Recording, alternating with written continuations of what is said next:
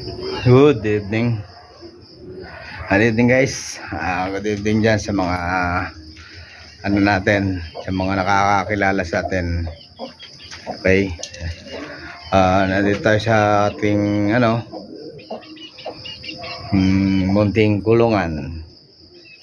Kasi meron na naman tayong ginawang medyo konting gawa para sa mga alaga natin kasi wala tayong pasok. Ayan, sa likuran ko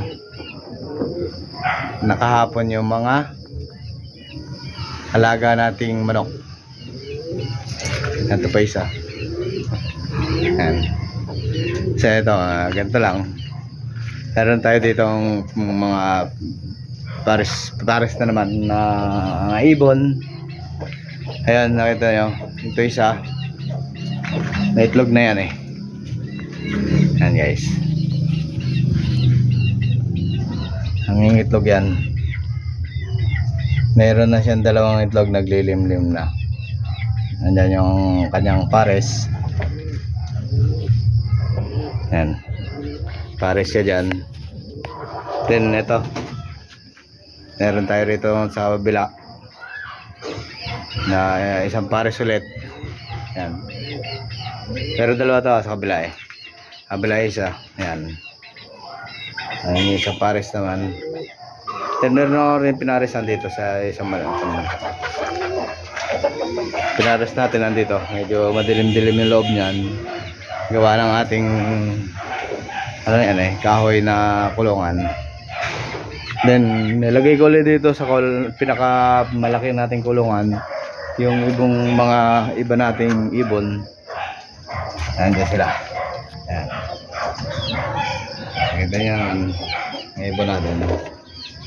Ayan, ganyan na naman sila. Then wala naman akong ayan, ito lang naman inayos kong lugar. Ayan, ayan, doon sa ilalim meron din dong tayong isang isang pares inaayos natin. Ayan, ganyan lang. Inaayos ko rin yung kulungan kasi mahirap naman yung hindi sila komportable. Ayan, medyo ngayon tong dalawang pares na to komportable sila, gawa ng medyo maayos yung kulungan nila, nakapair sila, meron silang kompletong kainan, tubigan, meron din silang pot na itlogan kung sakaling mag-itlog sila. At tulad nung isa nandun, may dalawa na silang itlog. Ayan, nagpapares-pares naman, meron yan. Kaya nila, kapag sila galing doon sa malaki nating kulungan at sila nagpares, tsaka ako lang sila nilalagay dito. Kasi hindi naman po pwede natin sila ilagay agad na hindi magkapares. Gusto ko kusa sila magpapares, kaya ayun,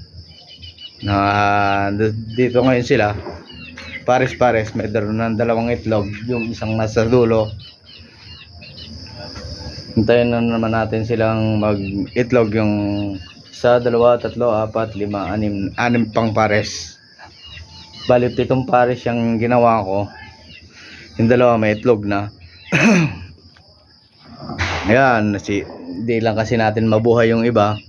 Gawa nga rin kasi ng hindi ko alam. Minsan hindi kasi sinusukuan ng mga magulang nila pakainin, kaya ayun, namamatay yung iba. Iba naman ang kalaban natin naman, pusa, daga, ayan ganyan. Ayan, kaya ina-assess natin lahat ng kulungan nila na hindi sila maapektuhan ng mga kalaban natin. Kaya nandyan sila ngayon, pares-pares sila, maayos kulungan nila. Katulad nung nakaraan, meron tayong mga nawala. Talagang ganon ang buhay sa mga ibon natin. Ayan, ganyan lang. Ganito lang naman buhay natin alaga natin. Nandyan, masaya tayo Masaya lahat. Basta masaya. Ang ibon, alaga natin. Ano man mga alaga natin, masaya. Masaya na rin tayo. Ayan.